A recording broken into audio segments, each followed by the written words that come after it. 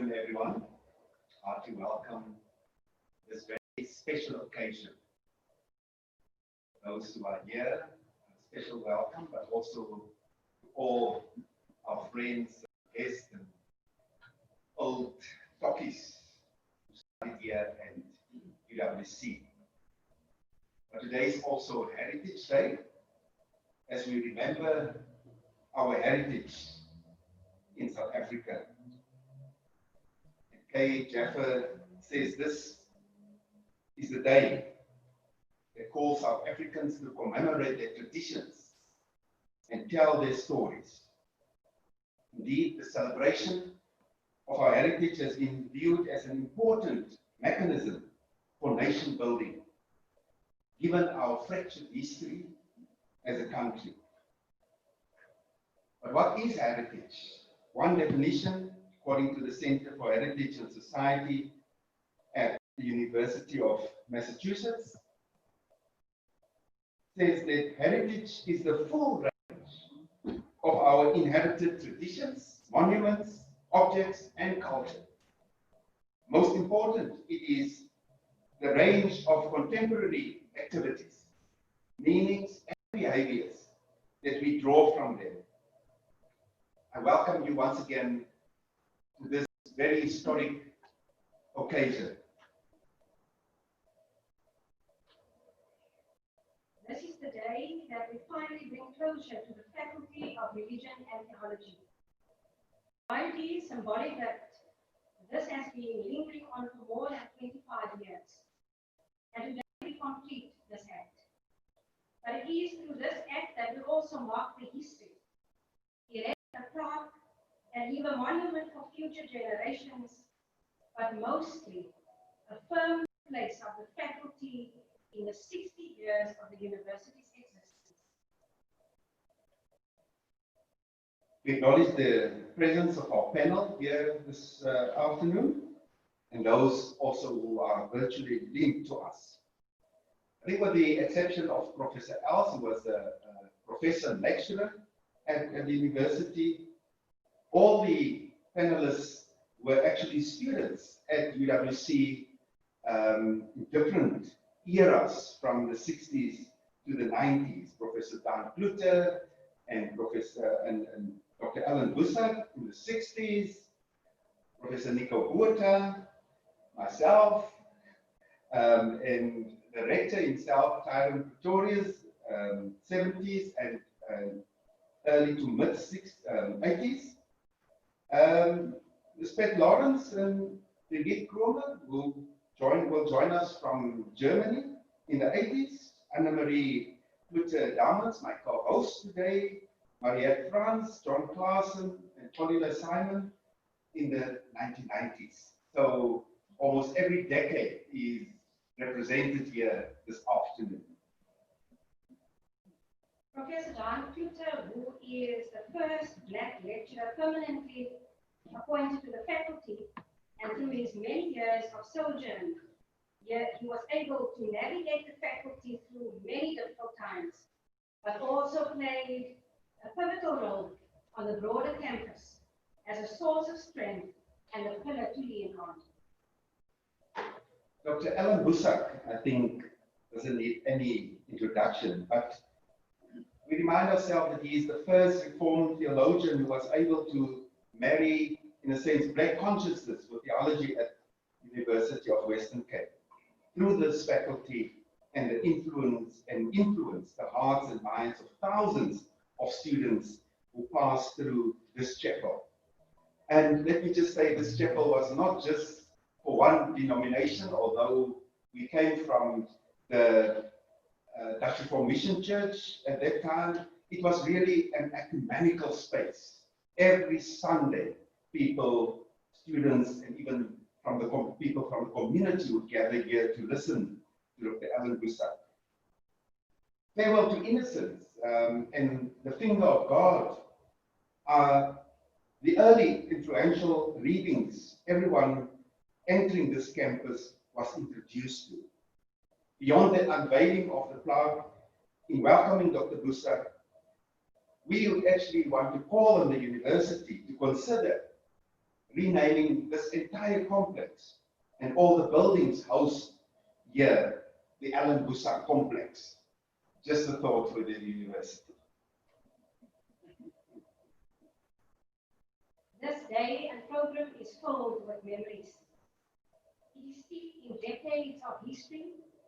It speaks to a past by drawing from it, one to critically confront the present and hopefully provide beacons for the future of the university and our beloved country. The theology school was established in 1961.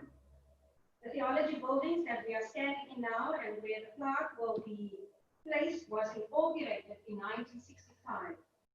Theology faculty was formally instituted in 1973, and the Faculty of Religion and Theology was formally founded in the early 1990s.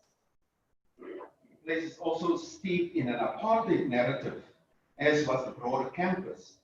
And from those lofty days of apartheid arose one of the biggest and most prolific voices that cried out, "We shall overcome. We shall all be free one day."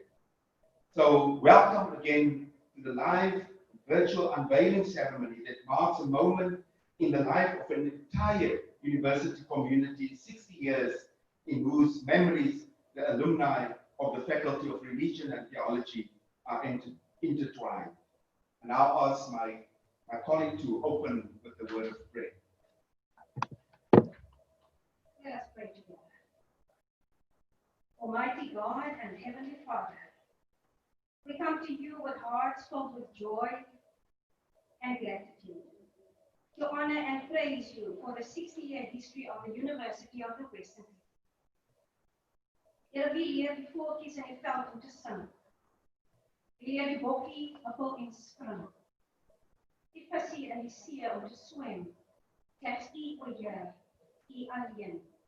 Dit is dan in daardie magtige naam, Here, dat ons vanmiddag vergader.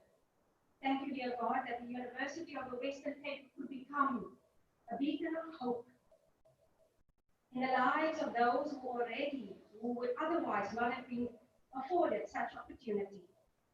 Thank you, my God, that the essence of the university, of this university, in particular, the Faculty of Theology, could empower so many with knowledge and an education to be proud of.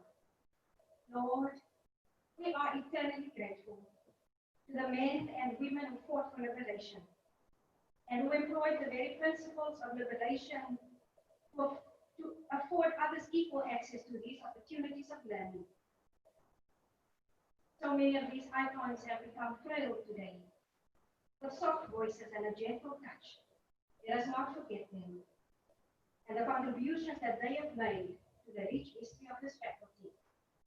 We also remember those icons who have befallen us and the contributions that they have made, the sacrifices they've made. May their souls rest in peace. Oh God, we praise you for the minds behind this beautiful commemoration today. Thank you, dear God, for their vision and all the efforts in making today a reality. Thank you that the flower could be erected and unveiled today in order for history to never be forgotten. In the midst, dear God, of continued injustice, inequality, and oppression, under this, our new dispensation in our country, we plead to you, O God of justice, that we not only commemorate, that we not only celebrate and become complacent, but that we be reminded of what this university and this faculty stood for. Make us restless, O God. Empower us with your Holy Spirit to continue the fight against oppression and social ills within our communities and our country. We are suffering, O Lord. As South Africans, we are suffering at the hands of those who once stood at the forefront of liberation. How can we enjoy this freedom when we are choked up because of greed, robbery, theft, injustice, inequality, unsafe communities at the hands of those in power? So today, dear God, I plead to you, Lord of the oppressed and marginalized, And those who taught here, or who were taught here, and who were taught elsewhere in similar disciplines, and who were empowered with knowledge, with a different vision, that they become restless again, restless in response to the cries of our people today. As history repeats itself in our country, oh God, will you help us to never become silent, but to speak out against the very things that this faculty once taught. Bless now, dear God, this day, this commemoration program. Will you bless every participant, every listener in all corners of this world. In the mighty name of Jesus, with thanksgiving, amen. So it's now my honor to introduce the Rector and Vice Chancellor of the University, Professor Tyron Pretorius, who will address us. And just for those who may not know this little piece of history, Tyron was an honorary Tokkie. He used to play, he didn't stay here on our hostel, but he played soccer for us. In those days, we had a lot of mercenaries in our team because our limited numbers, and he actually has the title of an honorary Tokkie, Professor Tyron Pretorius. The Theology Reunion Working Committee, Reverend Derek Marco, Professor Dan Klutter, Dr. Alan Busak, Theology Alumni, Institutional Advancement, and other UWC colleagues present. Welcome to the Faculty of Religion and Theology Reunion. As I was writing this welcome, I thought about how much we have to celebrate this year, in spite of the extraordinary, difficult times that we are living in. We are celebrating 60 years of being UWC and have so many proud moments to reflect on in the journey called becoming UWC. One of the highlights is undoubtedly the role of the former Faculty of Religion and Theology and the rich and varied contribution that many alumni have made, not only to matters of religion, but to our society and the world as a whole. Some of our alumni are no longer with us, but we remember them today. Certainly the apartheid government that created our university could not have foreseen just how its own creation would transform itself into a site of struggle that fought for the liberation of South Africa. The faculty's role in this is by no means insignificant, as I'm sure our keynote speaker, Dr. Alan Busak, will later attest. What started as the training ground for the education of future Dutch Reformed Mission Church ministers who would occupy pulpits in colored communities became a leading voice of liberation theology. So much so that people like Dr. Busak, our alumni, as well as 3 UWC lecturers, Professor Dirkie Smith, Jaap Durant, and Gustav Bam, were called upon to draft the concept confession of faith that was presented as the Belhar Confession in 1986. 44 years later, and the confession remains a relevant living document that speaks to unity within the church, reconciliation between people, and God's justice. Its impact and powerful message has been felt across the world, with other churches adopting the confession as an important source of inspiration and direction. But beyond the confession, our alumni have individually and collectively made their mark on our society. Take, for instance, the role that the late Professor Russell Botman played as rector of Stellenbosch University in transforming that institution into one that embraces all its students. Or the role that Dr. Busak played for decades as a campaigner of freedom, enduring arrest and harassment for his beliefs in a liberated South Africa. Or Derek Marco, the alumni liaison who is responsible for getting everyone here today, who has spent almost 2 decades doing election-related conflict mitigation and management that has taken him across the world. The alumni of the Faculty of Theology makes us proud, not only for their contribution to South Africa, but for the role they played in the various communities in which they practiced their religion and who needed their spiritual leadership.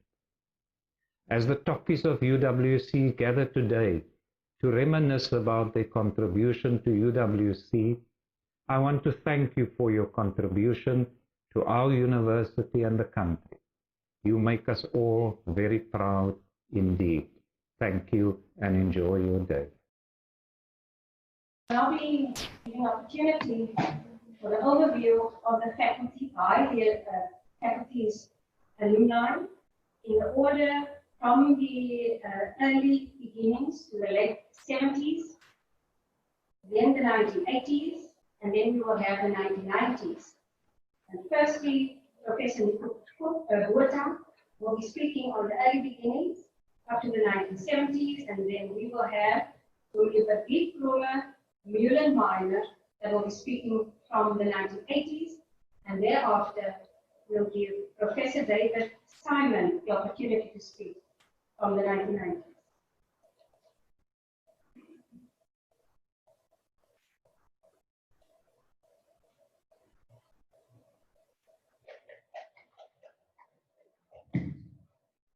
Good afternoon, ladies and gentlemen.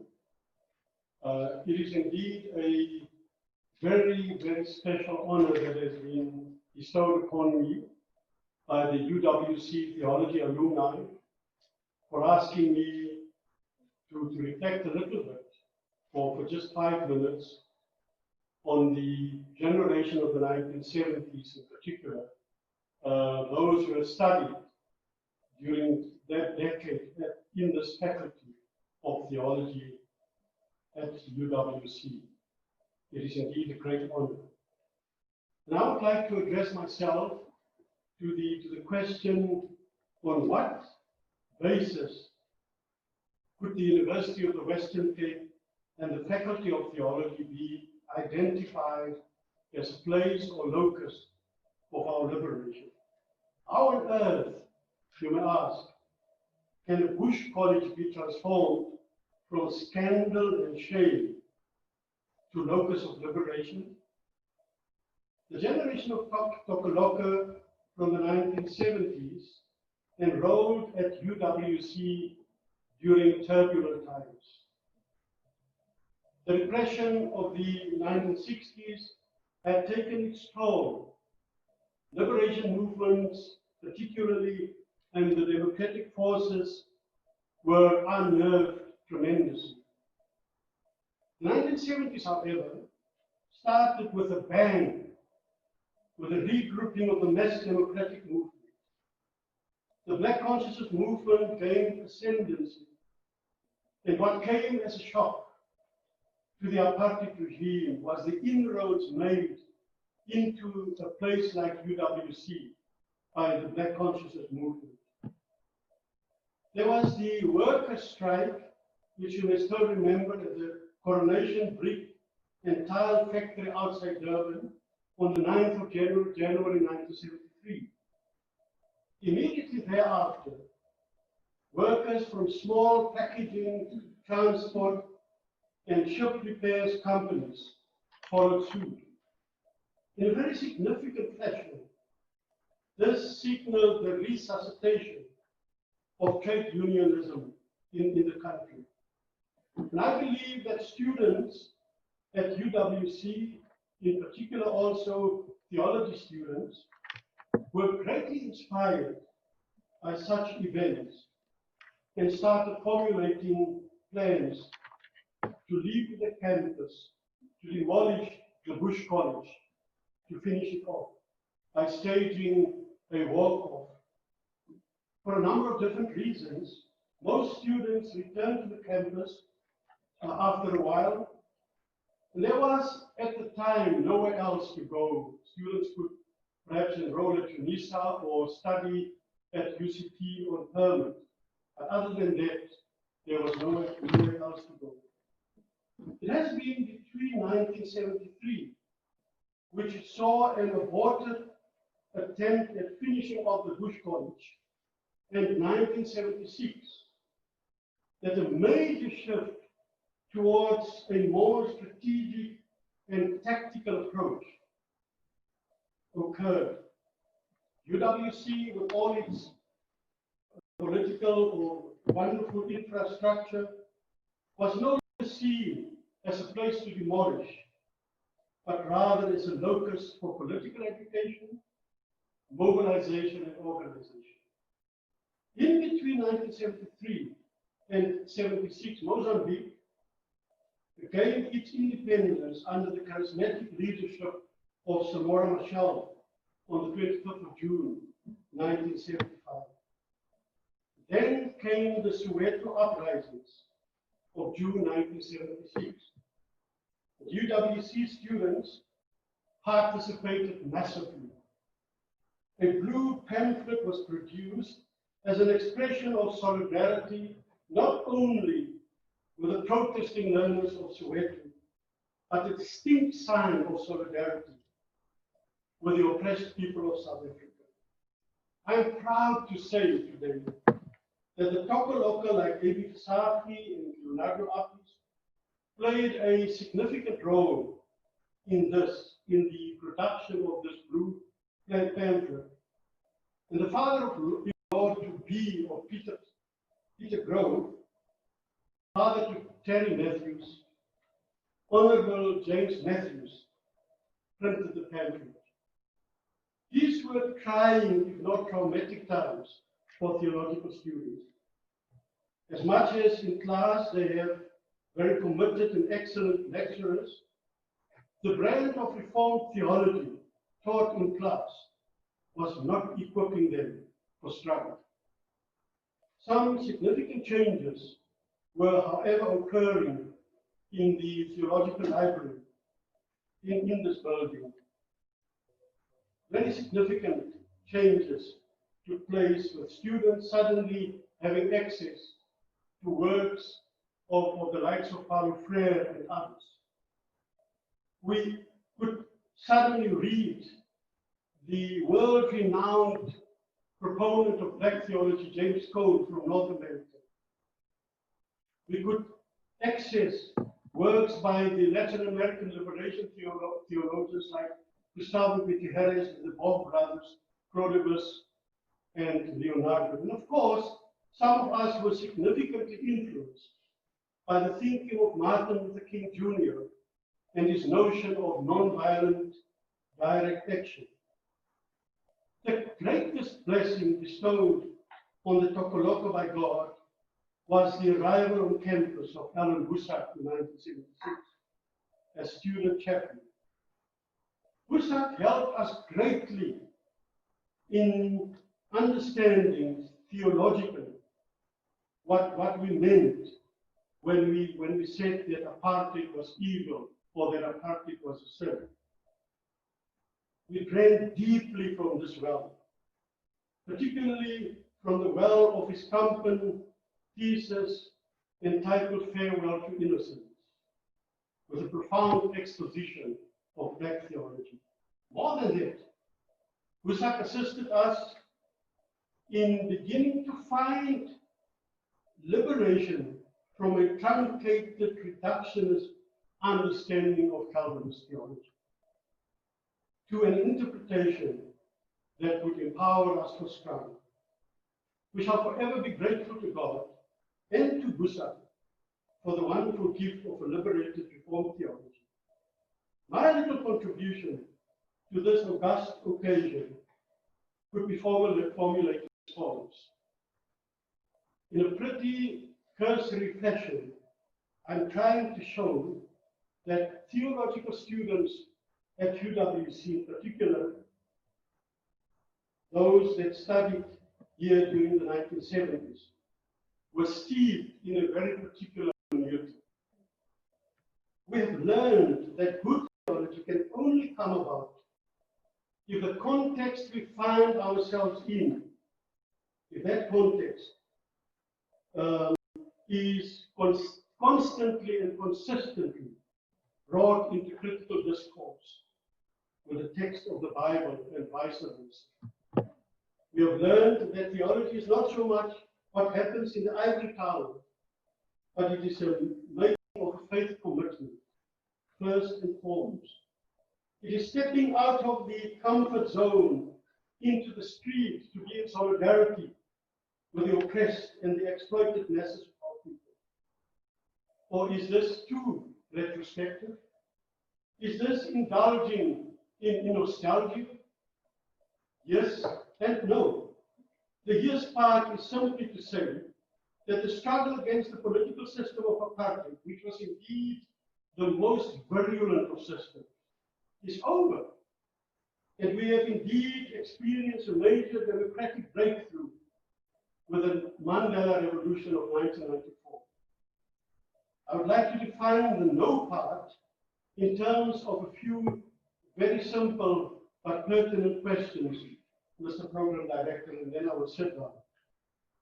Is it really so difficult to see the millions of our people still poor, still destitute, and still trapped in the dungeon of apartheid and negligence?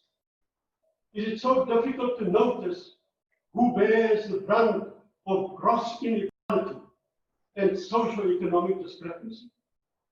Is it so difficult to see the women and children in our society battered and killed? What will be the response of theology to this? What relevance is there to be found in the Confession of Belhar, which in Article 4 speaks eloquently to God's and our own preferential option for the poor? We are called now, Mr. Program Director, Madam Program Director, we are called upon now to formulate new forms of solidarity and ever new acts of faithfulness. Thank you. God bless you.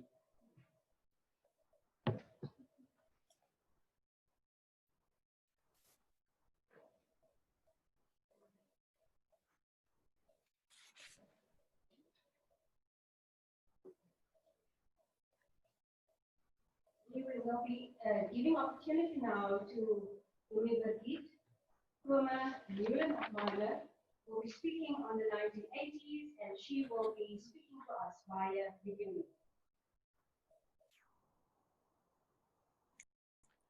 Good afternoon. Good afternoon from Germany. I am Birgit Kromme-Mühlenmeijer.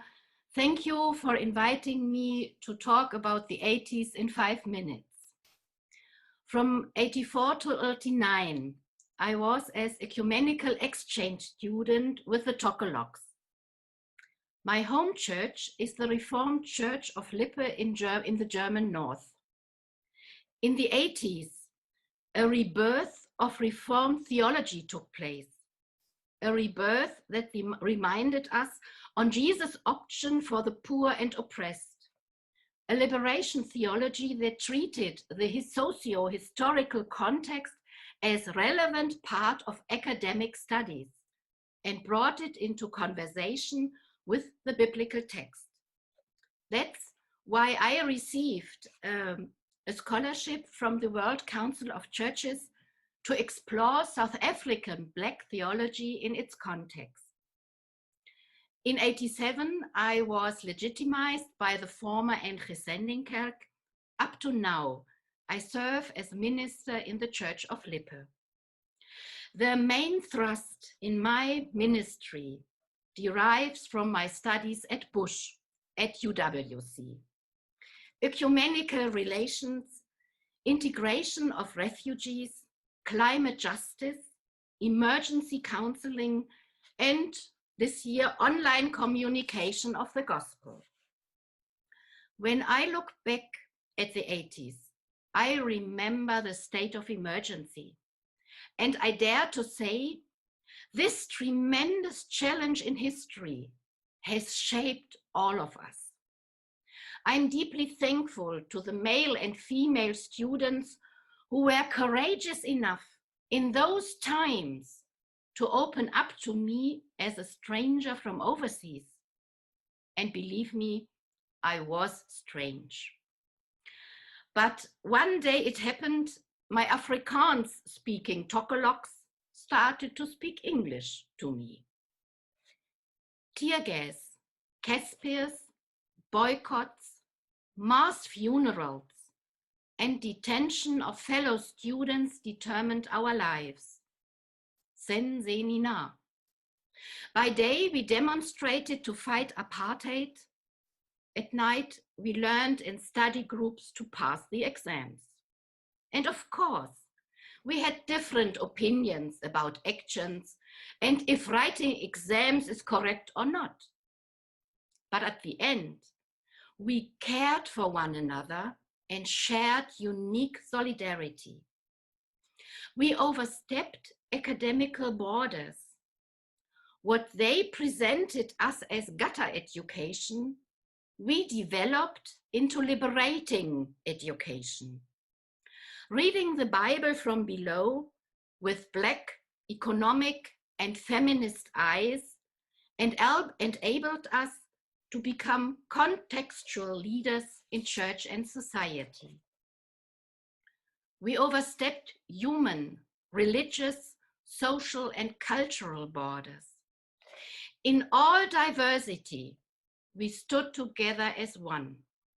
We even conducted prayer meetings and vigils together with our Muslim neighbors. Up to today, this is unthinkable in Germany. The highlight of the 80s to me is the Confession of Belhar. Next to the Barmen Declaration in Germany, Belhar is my personal confession, deeply rooted in my heart and guiding me through my ministry. We 80s took part in its pregnancy, in its struggles, and in its birth in 1986. Since a couple of years, the Lippe Church undergoes a synodical process to value the relevance of Belhar in our German context today. So let me conclude. In the 80s, we received the necessary tools. The tools to develop lifelong friendships around the world. The tools to develop our deeply rooted love to transform life towards God's kingdom. Baie dankie aan elkeen van julle. Tot ziens. May God bless us. We'll continue with the overview and we forward Professor David Simon now the opportunity to speak to us.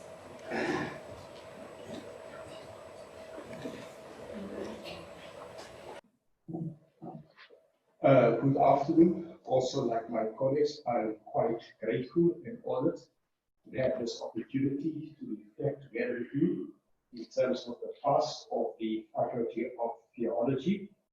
And I will briefly relate to how the space, at the same time as how the Tokkies hostel and other spaces has influenced my life, for which I forever thank you.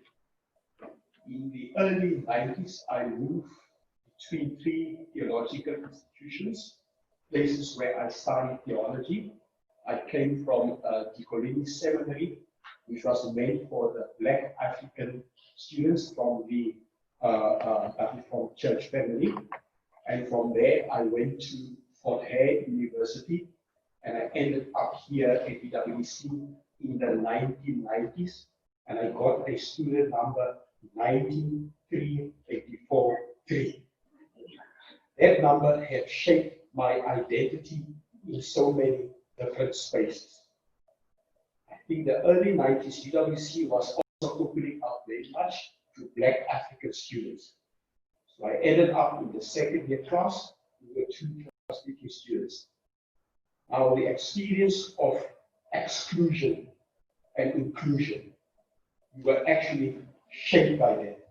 Coming from an institution in a target that was meant for Black African ministers, and going to Fort Hare, the institution was also dominantly meant for Black African students. And therefore, we had a choice either to come to UWC or go to Witsishoek. And we pleaded with the church because we wanted a different kind of experience. So we were really grateful when we ended up here. We were 2 of us. But you must understand, coming from those Black institutions where everything was taught in English, you ended up in some of the classes where it's also Afrikaans and Dutch.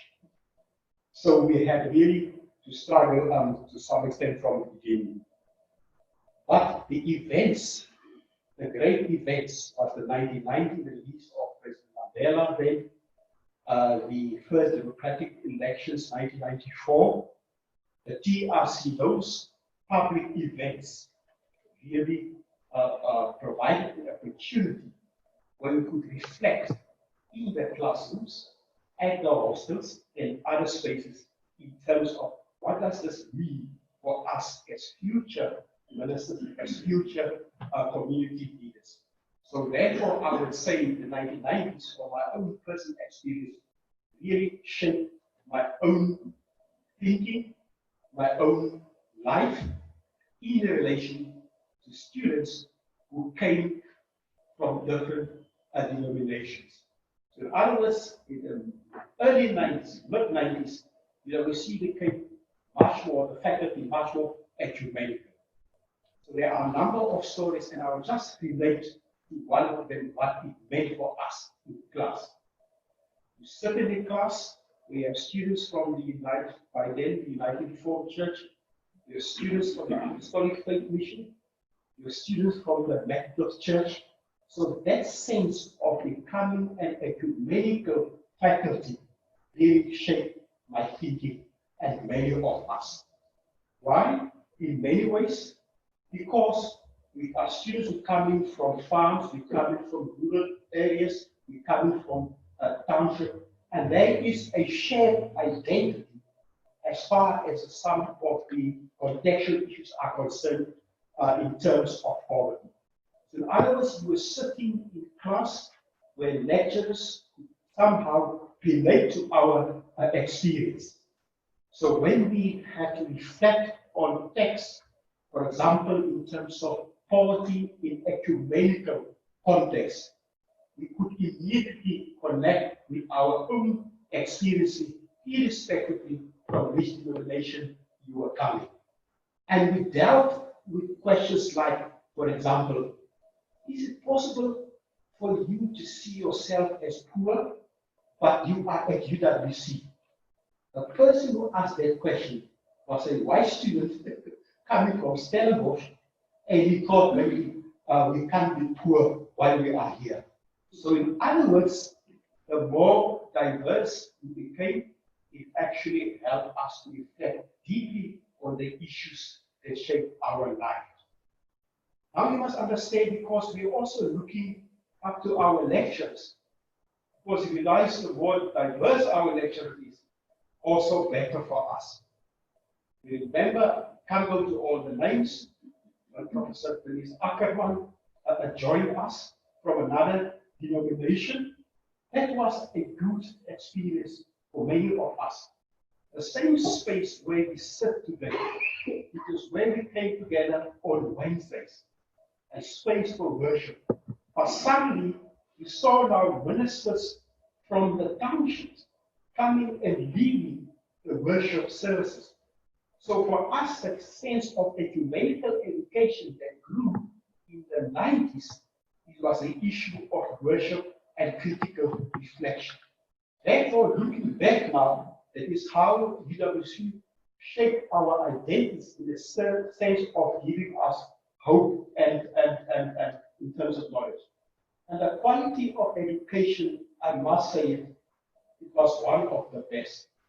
And I still carry that with me.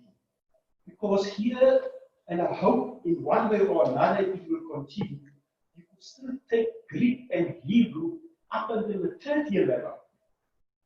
Good foundation for theological reflection and so many levels and so on. So I think my class and many of us do not stand back for any person as far as being a leader in the community, but also as far as a leader in church. I met Dr. Busov, I still remember, he was in New York, it was over December. I was in a group of students from Prince's Theological Seminary, and I was so proud to say, this is part of us. So, in other words, even in a broader ecumenical context, the education that we got here set the foundation for us, and I'm forever thank you for that. So, thank you very much for being an inclusive space, and I hope that increases and maintains forever. Thank you for this afternoon.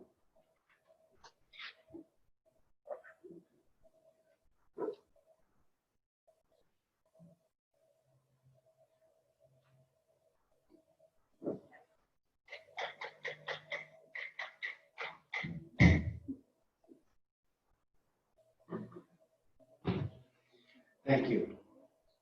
We will listen to some musical interview by Henriette Quigley.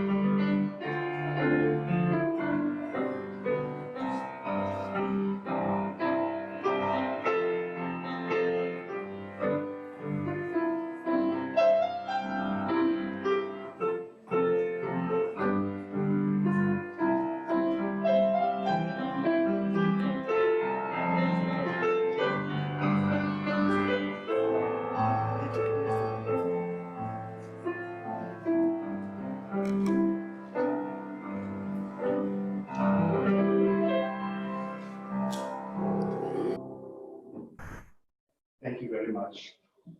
So now we move over to people who lectured at the faculty, and we are very honored to have Professor Els.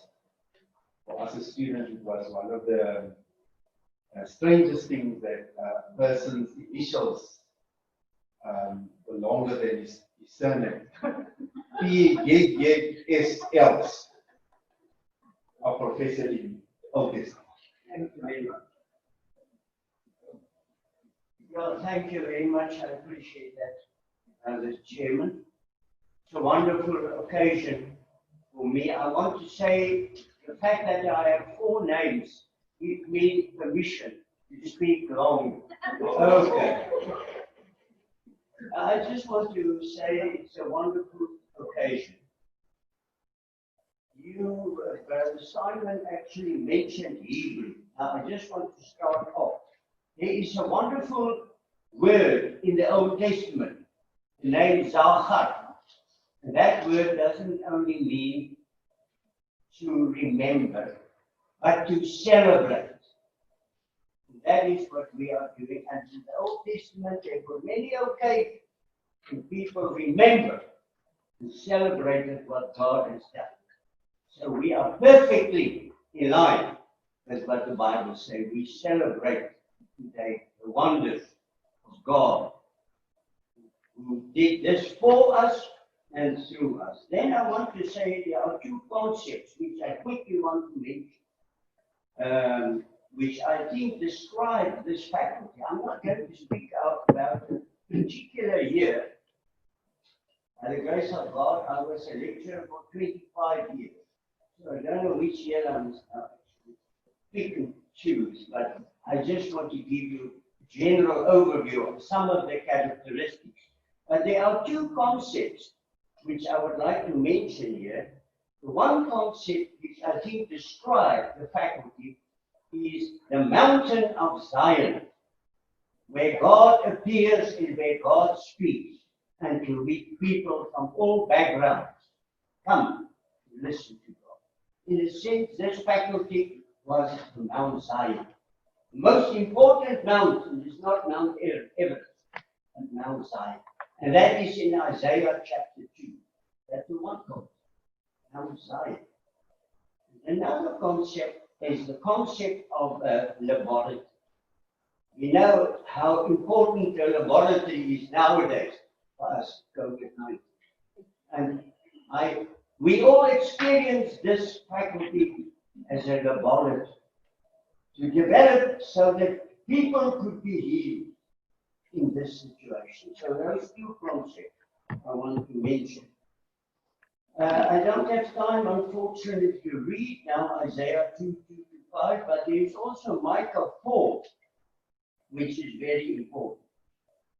The God whom we have served at this faculty, and even today, tell us in Micah 4, verse 3, He will judge the relationships between many nations and theoretically speak over many nations and their disputes, who even live far away from Jerusalem. So you can look in Micah 4.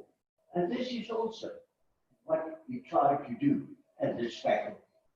Micah chapter 4.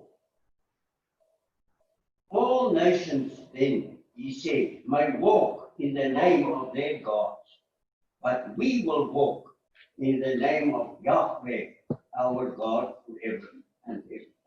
Now I'm going to switch over now to an overview of the characteristics, as I have experienced this and hopefully also was successful in participating in this. The different characteristics.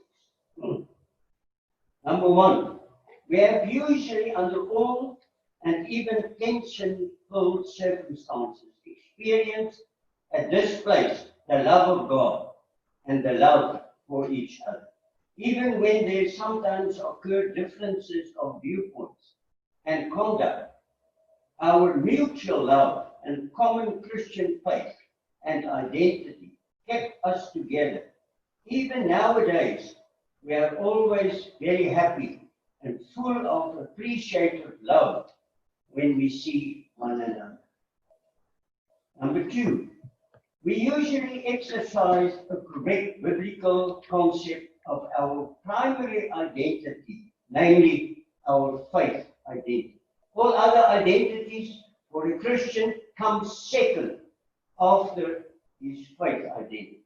Like Abraham, he even had to leave his family to follow God. We mostly had a clear understanding and a respect for historical, cultural, and social identity situations. But our common experience of God's love and our love for each other kept us together in mutual appreciation and friendship. Number three, as far as I can remember, we usually maintained the biblical concept and evaluation of true righteousness, compassion, of justice, and the injustice of apartheid in our academic classes, assignments, and publications. Number four, there existed in our faculty a constant commitment to the expansion of the kingdom of Christ. of the true gospel and of good relations with the various church denominations as being the one body of Christ, even when we sometimes ran into situations of unbelief and enmity of opponents. Some of our students were even thrown into jail as a result of their opposition to apartheid. Even once, at an occasion which even Dr. Busak will remember, and Professor Donner, occasion at our faculty when we had the trial sermon and when the student couldn't appear because he was in jail. Number 5, another characteristic of our faculty was the enduring proclamation of the biblical truths of the triune covenant God, and also the undaunted exposure of falseness, of unchristian-like attitudes of people or organizations, even when we had to address or oppose our historical denominational mother, the Dutch Reformed Church. In the international publication, which was published by this faculty, called A Moment of Truth, at the time of the Belhar Confession, I wrote an article which I may mention with the topic, Who are the true and who are the false prophets? Because that was quite the issue. We had the variety of theological viewpoints. Number 6, the Faculty of Theology delivered excellent academic achievements concerning theological training of students, as well as illuminating and impressive publications of lecturers and students. The faculty was internationally known and was academically and socio-politically highly regarded. Quite a number of ex-students also became excellent and honored theological professors at universities, as we know, such as Stellenbosch, UNISA, Free State, and other places. Number 7 and 8, and then I will close. Our present task for the future as pastors, ex-students, and ex-lecturers is now not only to look back to an excellent past, but to move forward with joy, faith, and courage, by means of the strength and courageous commitment by the empowering grace and wisdom which our triune God will give us for the future. Number 8, Yahweh and our Messiah Jesus, the holy and triumphant eternal God, give to each one of us a specific task in the kingdom and the church, but we can only carry it out in loving mutual cooperation with each other. We cannot convince the world with the true gospel of salvation and love and renewal if we ourselves are not a clear example and illustration of that. I will close now at the end in the light of the wonderful, constant, and blessed things which God has done by means of this faculty, Mount of Zion, and this laboratory. We can now, with wonderful joy, together with the author of Psalm 95, honor and praise our God as follows. This is, I think, what all of us are saying. Come, let us sing to the Lord a song with joy. Let us shout aloud to the rock of our salvation. Let us come before him with thanksgiving and extol him with music and song. Because the Lord Yahweh is the great God, the great King above all gods. Come, let us bow down in worship.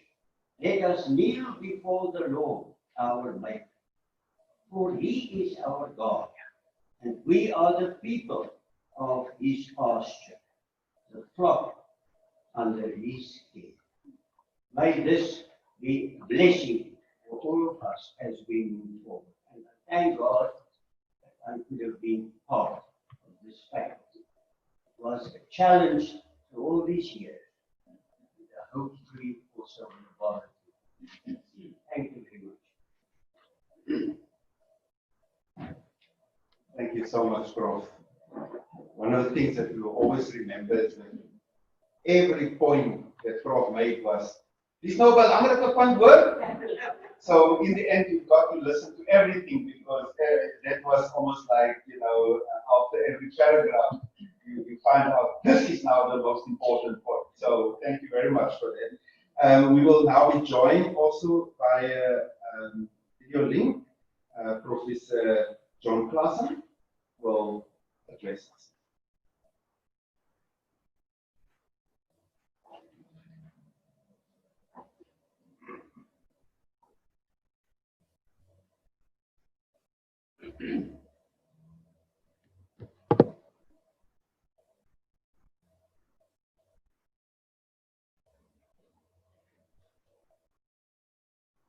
So while we wait, we ask to play something.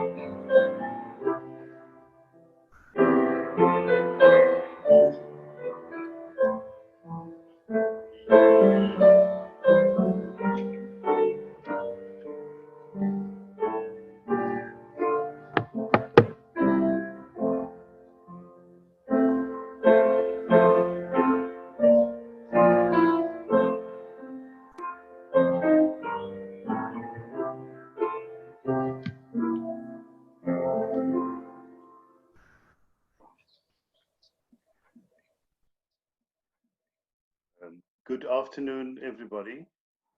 I am very privileged to be among such prominent and influential clerics and academics and laypersons.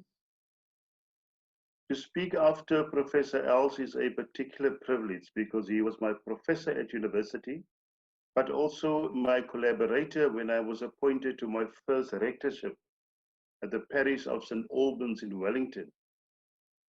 I remember the famous words of Professor Els, and I want to add here to what has already been said. But these words were in every lecture, and I quote, "Kom ons neem so 'n draai," close the quote, meaning let us divert from the lecture for a while. Our department has taken many diversions from the original theological school that was established in Wellington by the former Dutch Reformed Mission Church for training pastors from its own rank.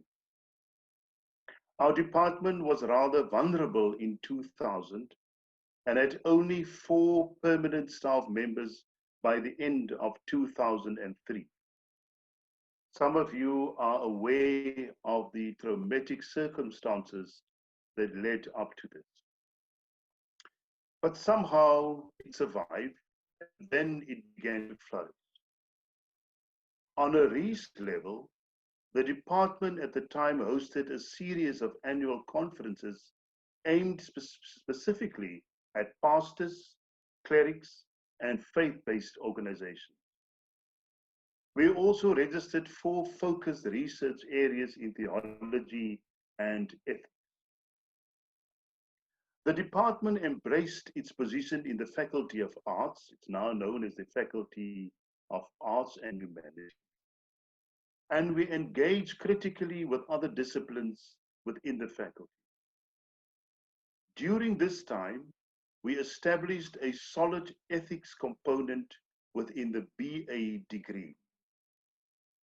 Currently, we have 700 first-year students and 350 second and third-year students. Within the theology complement, we collaborate with many churches, but more formally with the United Church of Zambia, and our theology numbers is very healthy. We established the Desmond Tutu Chair of Ecumenical Theology and Social Transformation in 2006 through an initiative mainly of Hans Engdahl, who served as extraordinary professor in our department. It is filled by Professor Sarojini Nadar since 2016. She has now been seconded to the Desmond Tutu Saatchi Chair for Religion and Social Justice since 2009. The Desmond Tutu Center for Spirituality and Society was established in 2014. The center has subsequently been renamed as the Desmond Tutu Center for Religion and Social Justice. There were, of course, lots of ongoing staff changes during this time, but particularly in the last 3 to 4 years, younger scholars have been appointed, and we now know that the future is in this new generation of scholars. The Department of Religion and Theology is one of the most research active departments in the university. Last year, for example, we received the award for the 3rd most research productive department at the university. We provide leadership in various faculty committees and is active in teaching and learning, and particularly in our community outreaches. We have 3 NRF-rated research scholars out of a total of 7 full-time staff complement and 100% doctoral staff members. These achievements, and I'm proud to say today, has been built on remembering the past, as we hear from so many speakers so far, and of course, as we will hear from those who will still present. So it is indeed a time of remembering for us. But again, as Professor Els also reminded us, it is also a time of rejoicing. Rejoicing in the presence of God, in the presence of prophets, in the presence of those ordained and listeners who respond to the call for justice, for love, for transformation, for change. And so during the year 2000, our department is committed to serve God as God and to serve each human being as a representative of God. But we are also committed to the environment. We are committed to make the environment as God intended it to be, interrelated with God's creation. And so today I shared with you just some of the highlights of our department. I am very, very grateful for helping me today to remember as you sit in the chapel where we had so many church services, but also so many critical engagements around what is important for our community and our nation. In fact, I have to tell you, as I'm sitting here on my own, I feel rather emotional. But these are emotions of hope and emotions of joy. So I thank you very much for inviting us to be part of this remembering and rejoicing. And I want to thank those who have organized this event. And I can tell you this, I am inspired to continue to lead our department to greater heights. And this is because what? Because of the foundation that each one of you laid. So thank you, and God's richest blessing on all of you as we work to extend God's kingdom here on earth. On behalf of the Department of Religion and Theology, especially myself, thank you very much, and God continue to bless us.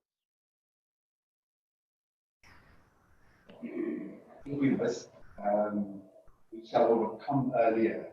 We must listen to that.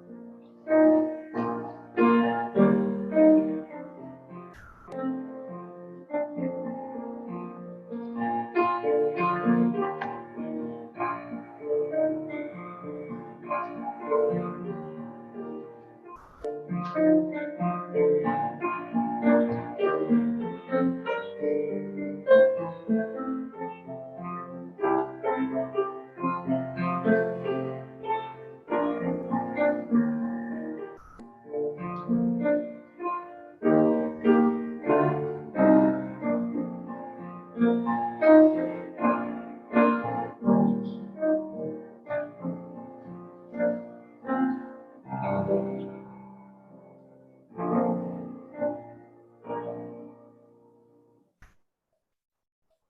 amazing how that particular song brings back memories that almost like floods one's mind.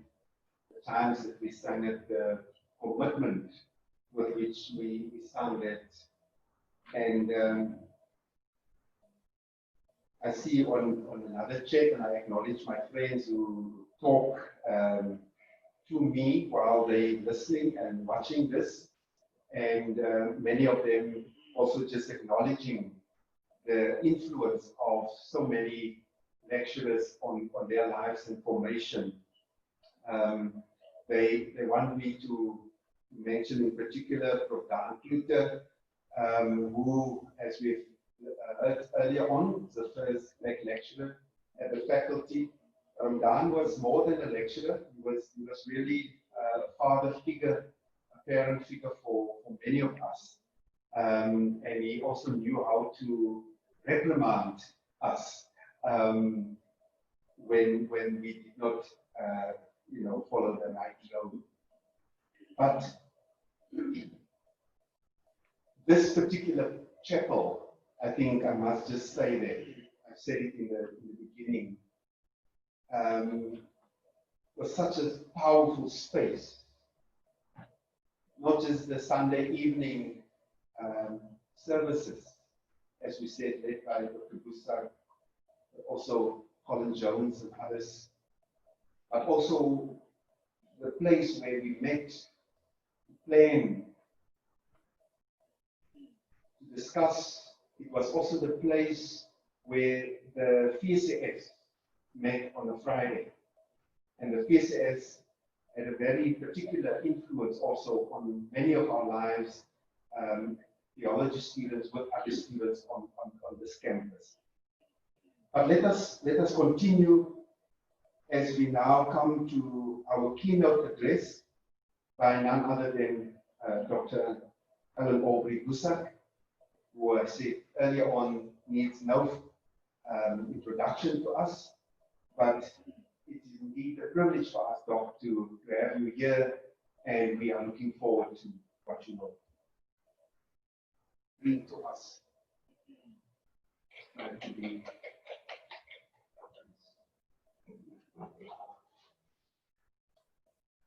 Thank you so very much for this invitation to be here. Our two program directors, my colleagues, my brothers and sisters here in this hall today, and also those connected with us through the internet. It's a special pleasure to be here with all of you and with my friend and my brother and my classmate, and the Omar Sharif of our class, Professor Dan Kluter.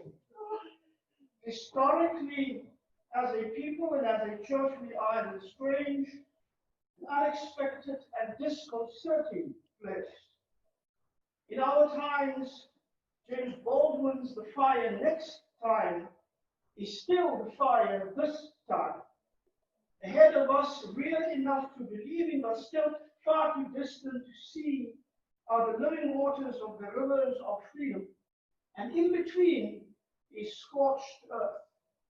I ponder this reality a lot these days, hence the title of this talk today, The Fire, the River, and the Scorched Earth Between. By definition, commemorations are occasions for remembering and celebrating affection and determining. University of the Western Cape's motto, Respice Prospice, looking back, looking forward, already captures this quite excellently. And this ceremony, as well as the publication of essays and stories and poems, are eloquent testimony to this. In keeping with European tradition, and also, of course, the desire to be taken seriously by academia, the motto of this university is in Latin. However, one can also reach farther and deeper into our own Ghana, where the Akan people tell about a mythical bird that has become a symbol of wisdom and a guide for a way of life. The symbol in countless renditions and paintings and sculptures, in songs and poems, depict the bird with her head turned backwards while she flies, her feet firmly forward and holding a precious egg in her beak. Sometimes she is depicted as holding the egg in the crook of her shoulder. They call her the Sankofa bird. The word is derived from 3 words in the Akan language, all evocative. San to return, ko to go, far to look, seek, and take or retrieve. For some decades now, our African American brothers and sisters, in their continuing struggles for freedom, justice, dignity, and the determination to make white America understand that Black lives matter, have been returning to the symbolism of the Sankofa bird for inspiration and empowerment. Sankofa is a permanent symbol of the Samuel DeWitt Proctor Conference, just about the only Black church organization in America today, standing unapologetically and uncompromisingly in the Black prophetic church tradition of Sojourner Truth and Denmark Vesey, of Henry McNeil Turner, and Phyllis Wheatley, of Ella Baker and Martin Luther King Jr. Sankofa is also the official name, for instance, of the Black Students' Union of the University of Illinois in Springfield, Illinois. The students say, I quote, Sankofa teaches us that we must go back to our roots in order to move forward. That is, we should reach back and gather the best of our past and teach us so that we can achieve our full potential as we move forward.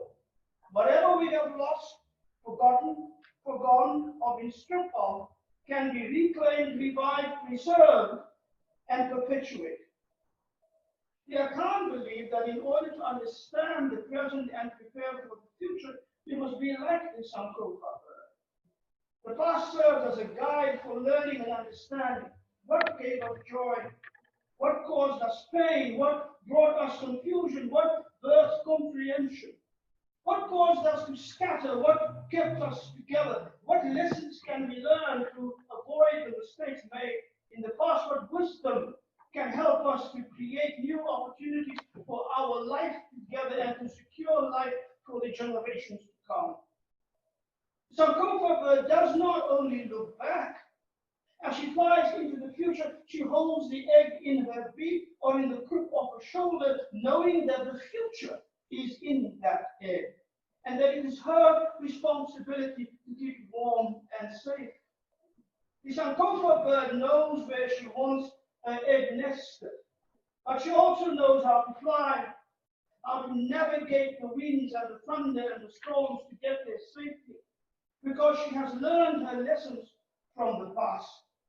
For the Akan, it is this wisdom in learning from the past that ensures a strong future. The Akan know that at the heart of the struggle for life and a meaningful future, in the struggle against remembering, is where we must find ourselves. But so do you. I see that the subtitle of your book that is about to be published begins with the phrase, farewell to unremembering. Allow me to be vain for a moment and to think that that is actually a play on my own farewell to innocence, and I thank you for it. When I first introduced the term unremembering in The Tenderness of Conscience from 2005, I used the term in describing what I saw as the deliberate distortion of our recent struggle history, how the role of the faith of the people, and in particular of the prophetic church in that struggle, was being faded, ignored, or erased. I pointed out that throughout our history of struggle, religious faith, as a process of solidarity and resistance, was central to the oppressed themselves and has always been. During the 1980s, the time of our darkest oppression, faith as the deepest source of inspiration for struggle and sacrifice was the most salient feature of the struggle against apartheid, and the resultant conflict between the church and the apartheid state has reached levels that we've never seen before. Yet, in our post-1994 history books and our political discourse in public, this, apart from the blandness of acknowledgement, was never seriously recognized as a crucial aspect of the struggle that it really was. And inasmuch as the church or prophetic leaders from all faiths were mentioned, they were mentioned almost always divorced from their faith, and they are seen in and used for their political functionality rather than their prophetic faithfulness. This was true for politics, where our church gatherings and our prayer services, so vital to our revolutionary resilience, as well as our spiritual well-being, and let alone the church's significant leadership in mass actions of civil disobedience in the streets, were blithely devoted to excuses under cover of which the real struggle was conducted. But the role of faith and the faithfulness of the prophetic church in service to the struggle in obedience to God was relegated to service to the liberation movement in obedience to the ANC. It is true for academia as well, where I detected not only an anxiousness to ignore history as it happened, but also a conscious and constant effort to rewrite history by omission and commission alike. I did not argue then, nor do I do now, that the prophetic church and the people's faith were the only factors that mattered. I do argue that the role of the church was such that without it, the struggle would have been significantly prolonged, and without it, the struggle would have taken on an entirely different character. I call that process unremembering, making a distinction between unremembering and forgetfulness. I argue that a people might forget their history because the pain of the past and the horrors of what had overcome them might be too much, and so to survive, they withdraw from remembering, and that is a form of forgetfulness. They block out a collective act of forgetfulness because they can't stand those memories. But the perpetrators forget as well. They forget because they have an absolute need to forget in a way which goes beyond mere denial. For them, it is then not enough to merely say, we did not know. Obliteration of the past is what is needed. And as such, this is an act of suppression of memory rather than simply of forgetting. And so while forgetfulness can be a consequence of powerlessness, unremembering is always the result of the exercise of power. But unremembering functions in various ways, we now know, overt and covert and subtle and not so subtle. As once under apartheid, this is an example. The people once again now classified colored, this time not by an apartheid government, but by a government they voted for, are thrust into a new, entirely unnecessary dilemma. In its desire to claim exclusive ownership of the struggle, the African National Congress has tried to obliterate the crucial role of the Black Conscious Movement, erase the history of the UDF, and in the process diminish and trivialize and deny the role played by those upon whom they deliberately reimpose an apartheid label and an apartheid mindset.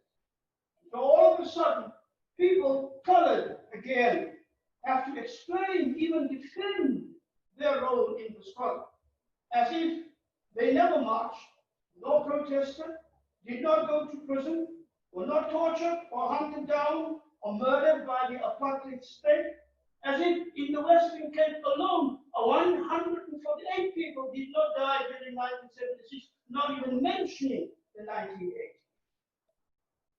In his reflections on the life of Stephen Biko, Father Albert Stubbs writes about the uplifting realities of Black solidarity and its effect on the communities here in the Western Cape.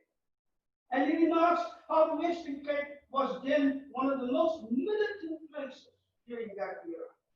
But some people today act as if what the Stubbs had said about about the Western Cape and the Black Consciousness Revolution was not doubly true for the UDF revolution. The student generation from the 1970s to the 1980s within the reach of my voice at this moment are living testimony to this history. But from their attempts to rewrite history, to control the historical record and our political discourse, to their affirmative action policies, those in power now have opened wide the doors to political and social abuse. As under apartheid, the confusion of the illusion of inclusion is once again upon us. And for this generation, this now stands as a daunting but necessary political task. We are in a struggle against unremembering. We know why UWC was established, and we know what the ideological end was that it was meant to serve. The rector has alluded to that. But looking back, we also know the racist political and ideological frameworks put in place at that time seemed as solid as a rock. But only about 10 years into its existence, Black consciousness stormed the Black campuses, UWC included. The rapture that inspired the students disrupted one of the most elaborate schemes of apartheid, white supremacy, and white hegemony, and one of the most important cogs in the machinery of the perpetuation of Black submission, the intensification of ethnocentrism, and the normalization of colorism. By the early 1970s, we understood the theological meaning of St. Biko's words: the most potent ally of the oppressor is the mind of the oppressed. And so we set about the business of the decolonization of our minds, and we established the Buddha, later the Benevolent, the burning chamber of the debates about our church's participation in the struggle, a new confession, a different concept of unity, and apartheid as a heresy. We dare say farewell to our innocence by making the connection between Black consciousness, Black theology, Black power, and the Reformed tradition. We learned to read Calvin for ourselves and discovered the difference between the destructive power of the Afrikaner, racist national Christian ideology, which Kurt Foster proudly called Boerekulturisme, and the redemptive power of the radical Calvin and the radical Reformed. By the early 1980s, we corrected and reinterpreted the history of our church through Chris Loff's Doctor of Scotland, published by the Benevolent, and Hannes Adonis' The Afgebreek Escapes Me, the Oppo, published by Grill. In 1981, we organized a successful boycott of the centenary celebrations of the Sydney Cup because we refused to be part of an event that celebrated apartheid and its successors in the Church of Jesus Christ. That action was an historic turning point. And by the end of 1981, we were at the heart of the Alliance of Black Reformed Christians in Southern Africa. We wrested the Reformed tradition from the hands of the rich and the powerful colonizer and claimed it for the poor, the oppressed, and the colonized. We dare to call ourselves Black and Reformed. We knew we were in a struggle for the integrity of the church and of the gospel, for the authenticity of our Christian witness, as well as for the very lives of God's oppressed children in South Africa. We knew that Frederick Douglass, and followed by Albert Luthuli and Martin Luther King Jr. were right. Power concedes nothing without a demand. It never will, and it never has. But Douglass reminded us the limits of tyrants are prescribed by the endurance of those whom they oppress. So there were no illusions about the brutality of white power. We knew that before this was over, there would be blood on the streets and countless graves holding young Black bodies. There would be broken-hearted fathers and inconsolable mothers. And here on this campus, we would gather to pray for our returning colleagues. And we would mourn for our dead by disrupting the workings of apartheid. Yet Albert Lutuli would not let us go. There is a witness to be born, he said. God will not fail those who bear it fearlessly. So we went into the struggle, taking our faith with us, comforted by the one who, down through this elegant phrasing, came to show us God's heavenly solidarity, the one upon whom the Spirit of the Lord rested. Our debates were endless. We understood more and more the vital and for us deadly intertwinement of white Christianity, imperialism, colonialism, apartheid, the NC-CAC and her impact on us politically and socially, economically and ideologically and theologically. Better and better, we understood what Hannes Adounis called die verstrengeling van die NC-CAC's zendingbeleid en die ideologie van apartheid. And we knew the struggle was not just for freedom from political oppression and economic exploitation and psychological domination, but also for freedom from ideologized theology. We identified and we exposed the fundamental and indispensable ideological power matrix that necessitated first a hierarchical, racist separation of society of people and of the church, so that we ended up with a church for the colonizer and a church for the colonized. Second, the creation of a theology designed to justify and sanctify, deify imperialist power, and to protect at all costs white privilege, white supremacy, white innocence, and white victimhood.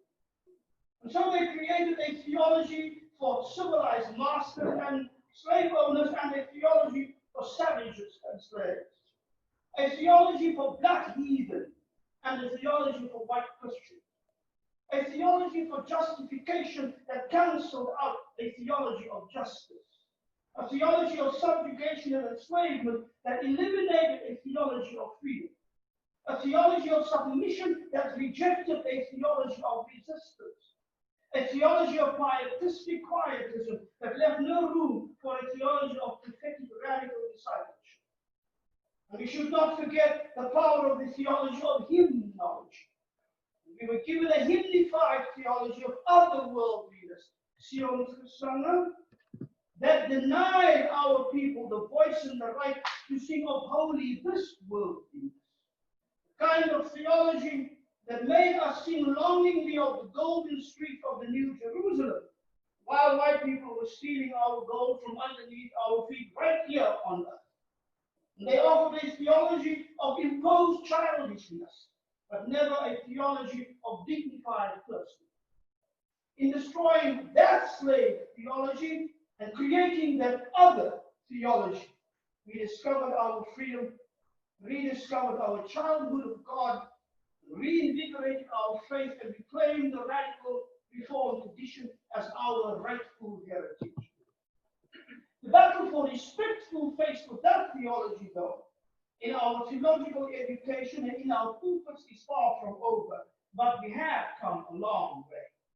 And so today, contemplating the fire, the river, and the scorched earth between, we are pledging St. Comfort to yet another important moment. The Confession of Belhar, which was adopted by our church in 1986. Belhar, more than any confession in the Reformed tradition anywhere, speaks directly, unapologetically, and unashamedly of God as a God of indivisible radical justice, of indivisible radical equality, and of indivisible radical inclusivity. Between 1982 and 1986, the presence and the worthiness and the trustworthiness of that God would be evoked and tested and embraced, then shunned, and then embraced again by young people driven by the desire for justice. Their souls would be scorched by that fire, and they would long for and fight for the living waters of the river of freedom. But between that fire and the river in the 1980s would be the scorched earth of apartheid, the unforgiving retribution of white supremacy, and the terrifying violence of white power. Some of them are with us today, and they know that if it were not for that God, they and we as a people would not have come thus far. And so what I'm pointing out here is that the spirit of Belhar was working through us and for us long before it became a written confession of Belhar. And in that embrace of Black consciousness movement and the Black Revolution, the young people who were members of this church followed Belhar long before we put words on paper. It was a confessing movement in action and sacrifice and combat of love long before it was a choice in a vote in synod or in a congregation. Long before Belhar was written on the hearts of the people of the syndicate, it was written in the first state of emergency already on the streets of resistance in sacrifice and blood and courage and indestructible hope. It is for these reasons that the domestication and de-radicalization of Belhar was so difficult to achieve, despite the many furious efforts of those who wanted to make Belhar acceptable to and palatable for the white church.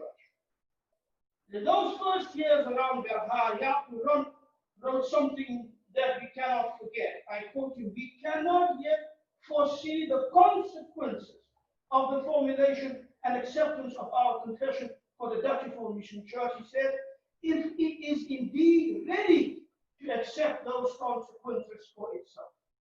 And those consequences, for me, lay in Belhar as a confession of God and as a radical indivisible justice and equality and inclusivity.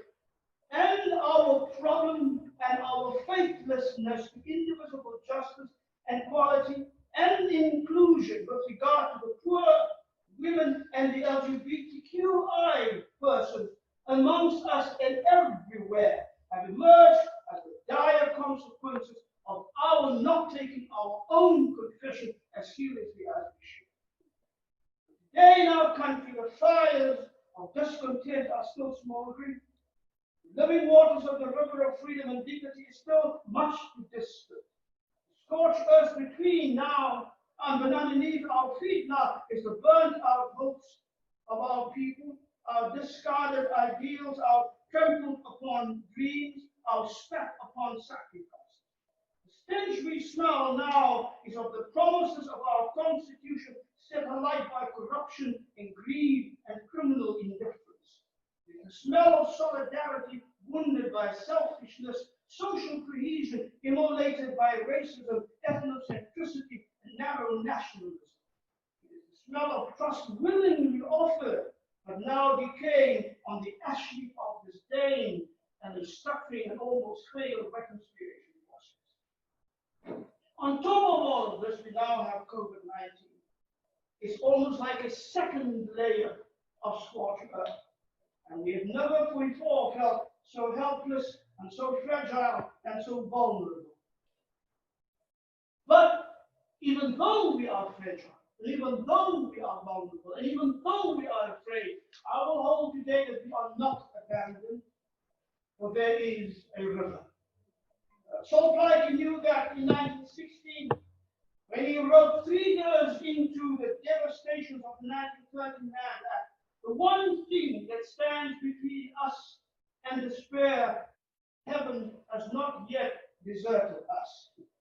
We knew and believed that in 1948, when the National Party became the government of the country and the White Dutch Reformed Church wrote in the Kerkwoorde of September of 1948, where they jubilated the victory at the polls, that apartheid is a church policy. We knew that and believed it when, by the grace of God, we were able to set new standards for Christian involvement in the defiance campaign of the 1950s. We knew and believed it when our people were massacred at Sharpeville in 1960, and again in Soweto and Cape Town and Port Elizabeth in 1976, and again in Langa Township in Uitenhage in 1985, where Archbishop Tutu and I buried 27 people at one funeral service, all massacred in one day. And we knew through the years of protest and confrontation and slaughter throughout the 1980s, and we know and believe it now after the massacre at Marikana, and the quite different but very real slaughter of our people hunger and neglect and disdain, corruption and kleptocracy, and through the slaughter of our dreams and ideals and hopes for the future. God has not abandoned us. And so we marched and we sang and we resisted and we danced. Akaramandra usatani, the power of Satan is broken. Because there is a river. There is a river whose living waters make glad the city of God, says Psalm 26. The earth trembles, the mountains shake into the heart of the sea. Its waters roar and foam. The mountains tremble with its tumult. But there is a river. That's the hope, and that's the dream, and that's the faith that makes and keeps us strong for the ongoing work of liberation and justice and dignity and peace. In the final chapter of his Apocalypse, John sees a river, the river of the waters of life, he says, bright as crystal, flowing from the throne of God. That throne sits in the city of God, gladdened by the justice of God that is unstoppable, by the peace of God that is never ending, by the undeniable dignity of the people of God, which is anchored in the love of God. But John says, on either side of that river there is a tree of life, bearing life-giving fruit on either side. So if like the Nile, the river flows from south to north, people can come from the north and the south and the west, and they can come from the south and the north and the east, and they will all come to the one river, and they will drink of its waters, they will eat of its life-giving fruit, and no one will be excluded, because that's what John sees. And the leaves of the tree is for the healing of. Not a single one is excluded, not a single one left behind, not a single one pushed to the margin, not a single one shall hunger, not a single one shall thirst, because they are all of them, God's precious children. There is a river. And on either side of the river is the tree of life, and the leaves of the tree is for the healing of the nation. In one single image is the radical, indivisible justice of God, the radical, indivisible equality of God, and the radical, indivisible inclusivity of God. It's true. Behind us are the fires, and underneath us is scorched earth. But before us, glittering like crystal, there is a river, and it flows from the throne of God.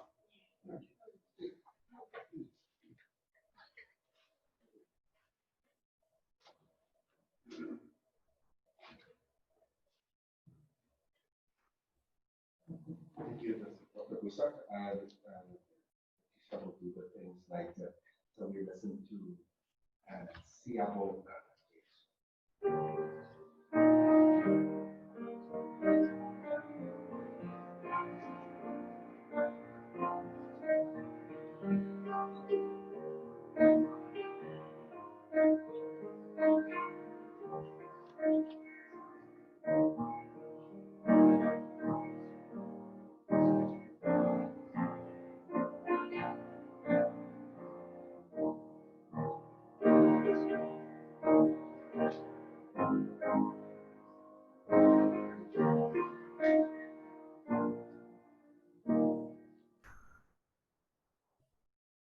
We now come to, shall I say, why we here, and we call on Professor Van to come to the front, and he will say a few words before the unveiling. And when I later call Mariette and Holly there, I would also like to call Derek Markle. He's been the driving force. He's really been excellent in helping us deliver not only today, but also the book that will appear. There's nobody that can drive a team like Derek Markle. Derek, my friend, my comrade, my brother, thank you very much. I'm done.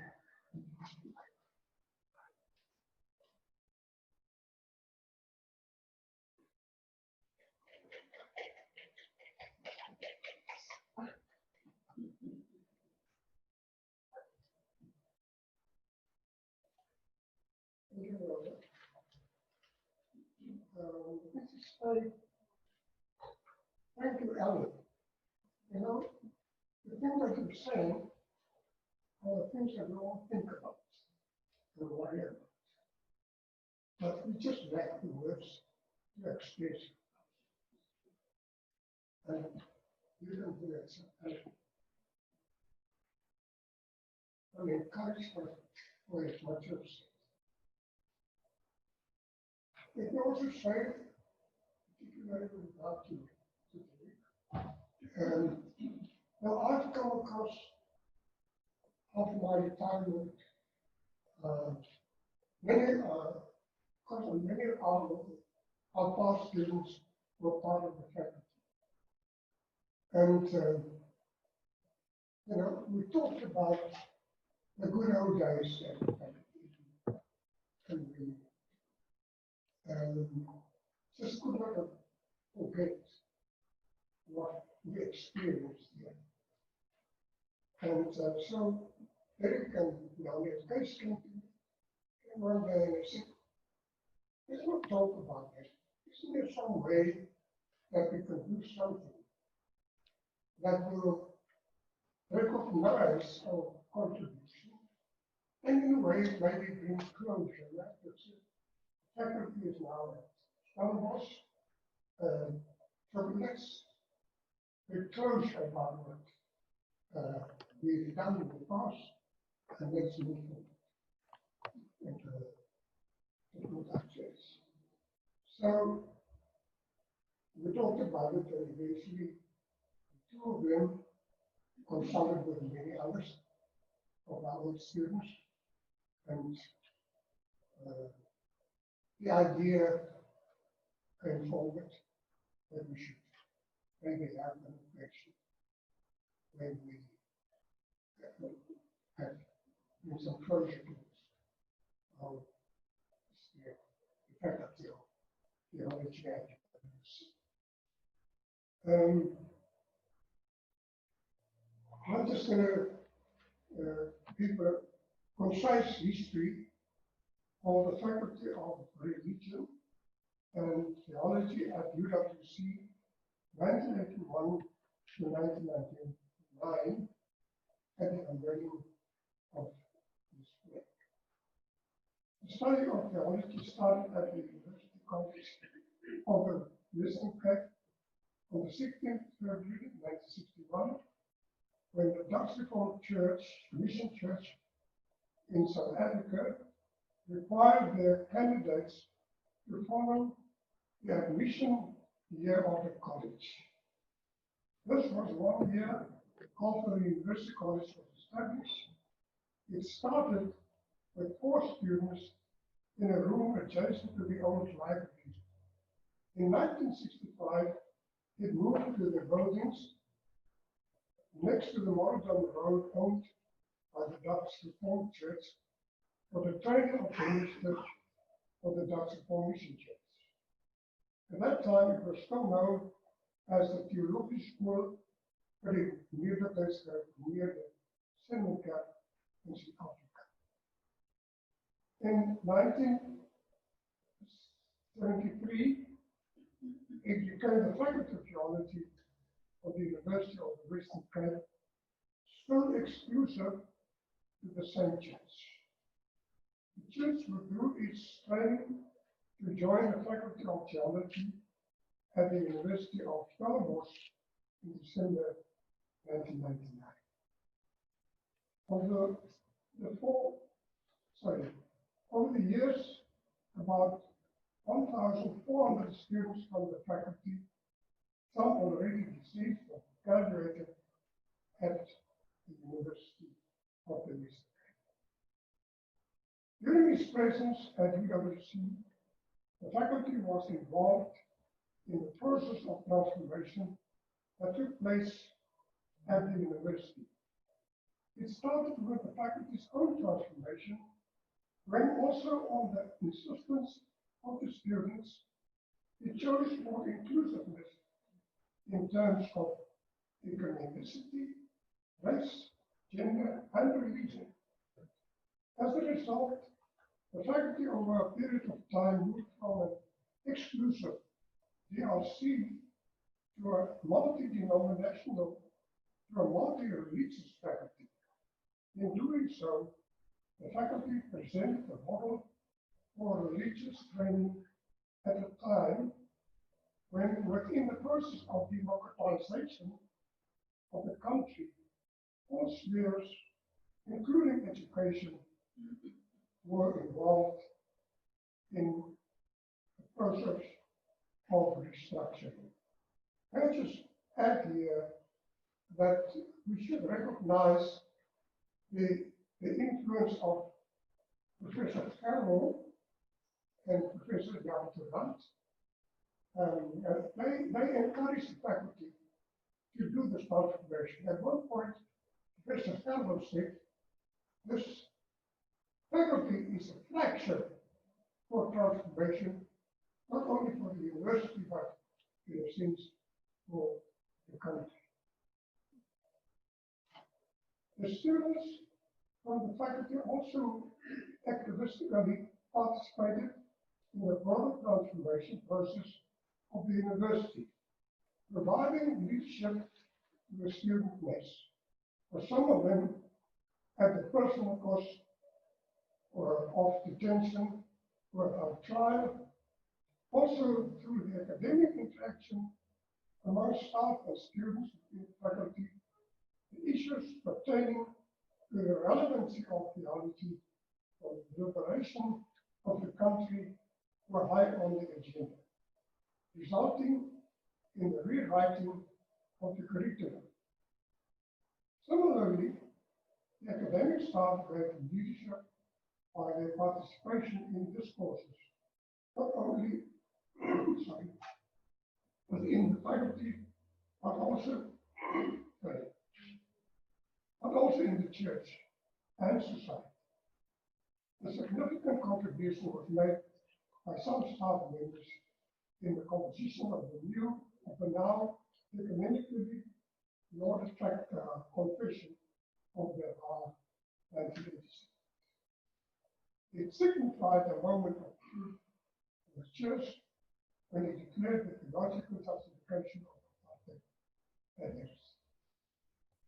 In all humility, it is remarkable that in the broader context of the history of the university and the country and the appropriate time, that the Faculty of Theology, within its short period of its existence, made a not insignificant contribution to the institution, the church, and even the country's liberation. It did indeed deliver persons of vision who played an invaluable role as the cornerstone and the influence to the Berlin anticipated. Obviously, the cornerstone was put there at a period when the apartheid element was still in power, and so that vision was actually their vision for us, which then turned on him. So, on this day, Heritage Day 2020, we, the alumni of the past Faculty of Religion and Theology at the University of the Western Cape, are unveiling this flag to serve as a symbol and a monument of the presence and contribution of the Faculty of Religion and Theology at this university at a crucial period in the struggle for liberation in the history of the country.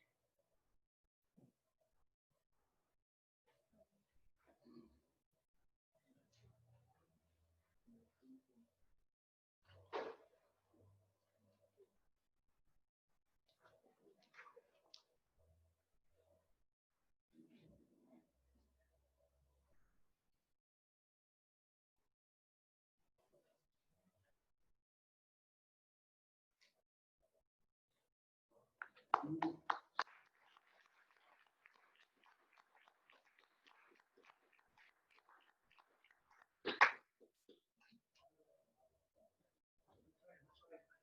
plaque commemorates the Faculty of Theology at the University of the Western Cape, 1965 to 1999.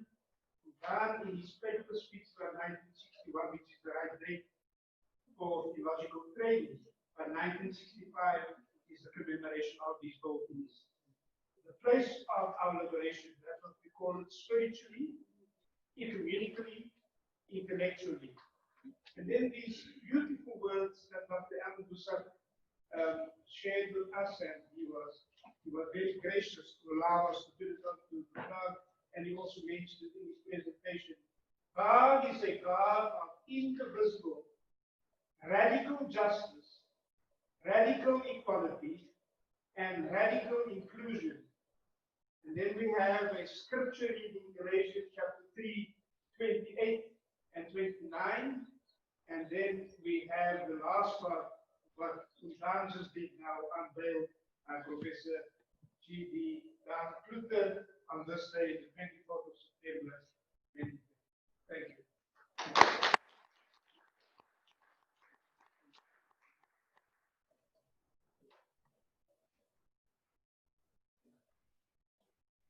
Birgit has also just asked us to convey special greetings to Undan and Prof. Els and Dr. Isak from Germany. And we have received also greetings from Professor Adrian Hell, from Dean of the Faculty of Theology at Stellenbosch, Johan Macherman from the Calvinist Church, and Tommy Solomons from the Rhenish Church. And he's very brief, I can read it. I'm extremely happy, says Tommy, to be associated with the UWC Faculty of Theology, the place of my theological training. Congratulations and best wishes with the unveiling of the plaque. May the plaque serve as a beacon of light and hope to the future generations that will pass through UWC. We'll have to God be the glory.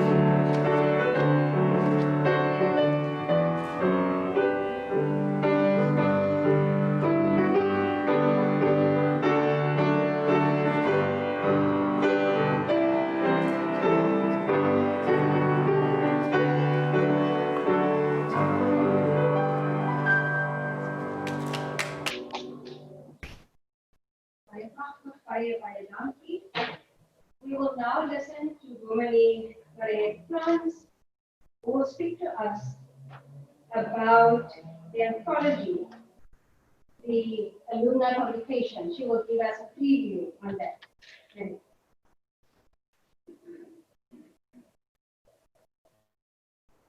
Good afternoon, ladies and gentlemen. Yes. It is today for me such a great honor to stand here talking about or presenting the book to everyone, Tokkies, reflections on solidarity, a farewell to unremembering, commemorating the Faculty of Theology at the University of the Western Cape during the struggle of liberation. So much can be said, and I even prepared along with about 10 points for the slides, but I'm going to be very short. This anthology is a tribute to the memory of the faculty, both as it evolved over different epochs of apartheid hegemony, and particularly as the stories allow one to bring from our own wealth, emerging wells of justice. As Archbishop Kabu wrote the following: Tokkies is an unredeeming, inspiring account of the journeys of some of the most outstanding clerics this country has produced through the former Faculty of Religion and Theology. Beyond the written word, these reflections on solidarity capture the spirit and ethos of the institution and its times, as well as embodying the longing of each contributor to return to a contextual theological formation which is transformative and practical for all its citizens. It's about stories about beginnings, stories about endings. I want actually just to end off by saying this anthology allows us to reminisce, but it is in this act of reminiscing that we realize the work is never done. The work to be in solidarity with, the work to liberate from injustice, the work to reconcile, the work to unite, and the obedience to build a society that is human, this work never ends. The editorial team were Reverend Professor Nico Botha, Reverend Nico Marco, Derek Marco, Dominic Eugene Bucas, myself, and then also Dominic Andre Busa. And this book is then dedicated to Reverend Mary Ann Tokkies. Tokkies Reflections on Solidarity is dedicated to the late Reverend Professor Mary Ann Tokkies van Huffel, and may her memory live through this book. Thank you.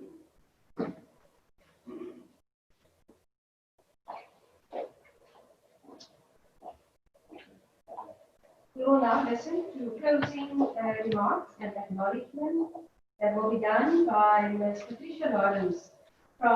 She is the host for today from the Advancement Office, and we are so grateful to her. She will be addressing us now.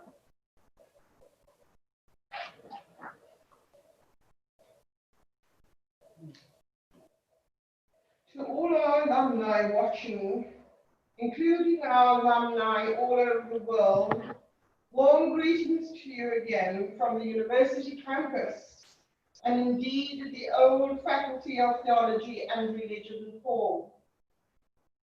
As we round off this very special event, allow me to say how grateful I am to the organizing committee for persevering against all odds.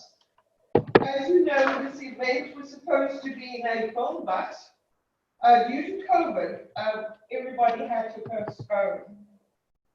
The organizing team persevered and were determined to mark this occasion on the university calendar as part of the 60th celebration of UWC, and most notably, the unveiling of the clock. My deep and sincere thanks to the organizing team for not giving up and for insisting that we go ahead with this event. Fortunately, we got to a point where we got to level 1, well done, so we could make sure that you were going to be here today. Other than that, I'm not too sure what we would have done. And so we are especially grateful to Ondan for his book, for providing the impetus and the occasion to celebrate the illustrious history of the faculty, and for the amazing students and lecturers who contributed so much to the history of the faculty. And I invite you all to take a moment of silence with me to remember those who are no longer with us. So if we could just have a moment of silence and bring to mind those who were so instrumental in the history of the faculty. And we think of them at this time.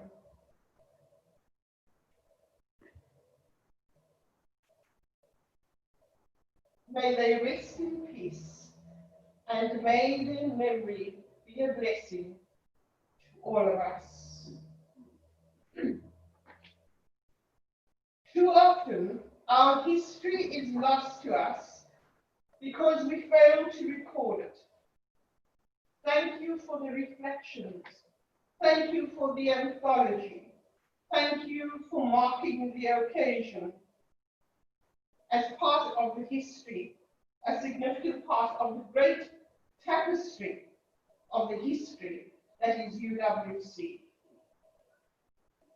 We are especially proud of the coming together of our alumni to celebrate this special occasion and to mark our 60 years from very humble and challenging beginnings to outstanding contributions to our society and to academia. My special hope and wish for all of you is to please stay connected. Please stay engaged in the life of UWC as we continue to be proud of its history and heritage as we celebrate and work towards the next 60 years.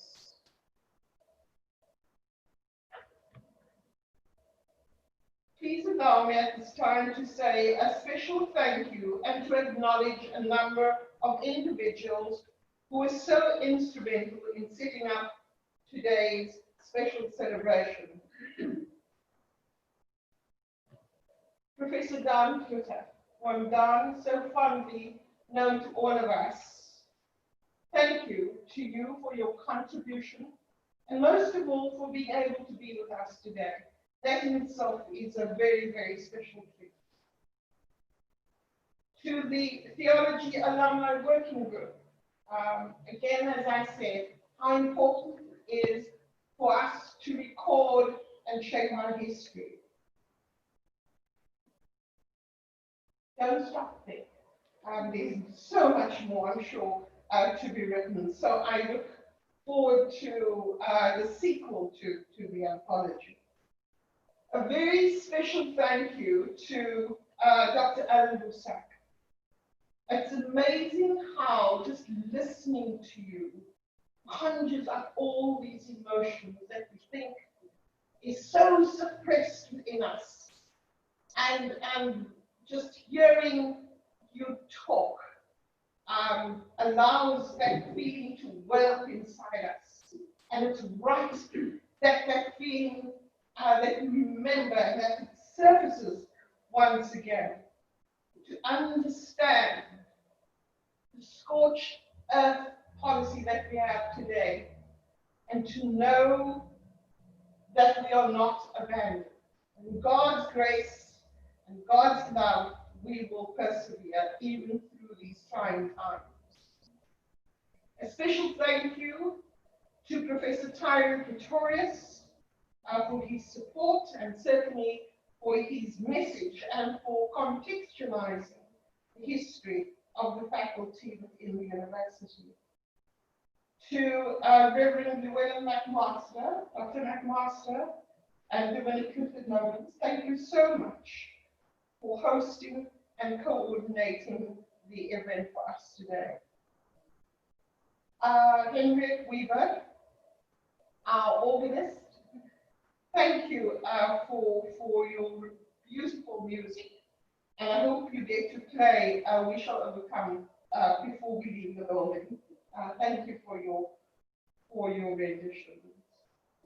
To our panelists, Professor Botha and Simons, Denise Darmans, Dr. Franz and Professor Claassen, Bridget Kromer, Professor Els, thank you so much for being with us today.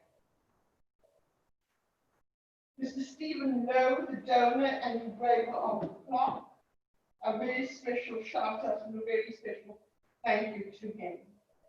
To institutional advancement, to my staff who so ably put together today's events. I know it wasn't easy. As we beam across the world, thank you to all of you. To ICS and AVS teams, to our alumni across the decades, and to our webinar attendees. Thank you for joining us for this very, very special occasion. Thank you, everybody.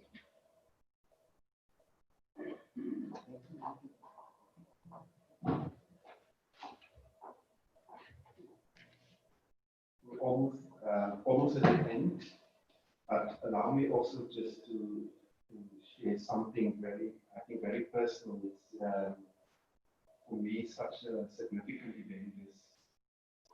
I always say UWC is in my blood.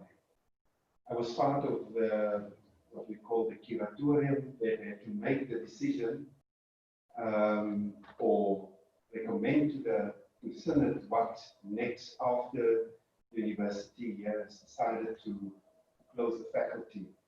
And it was very traumatic. It was not a good time for me personally.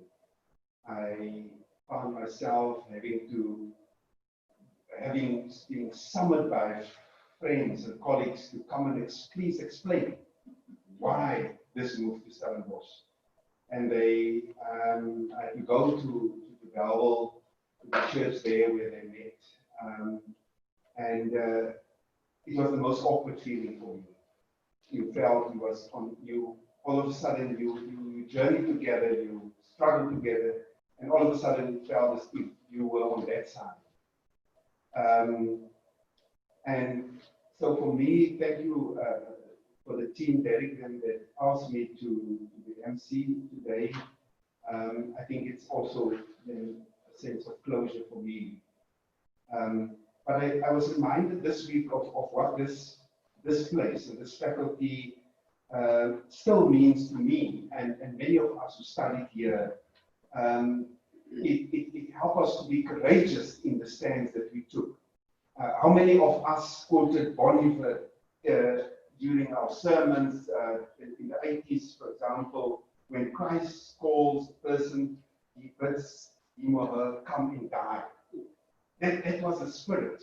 I remember my own class period in this chapel from 2 Timothy 1 verse 7, for God has not given us a spirit of fear, but of power, love, and of a sound mind. That was the things that encouraged us to take the stand where we did, to even go into detention and come out not, shaken by the police and the interrogation and whatever, but strong enough for it every time. And so, yeah, on a personal note, I want to thank again, Derek, for driving this. Thank you for the team. I'm looking forward to this book. Was also one of my dreams. I tried with my colleagues and friends. I did not succeed, but you succeeded, and I'm really looking forward to this.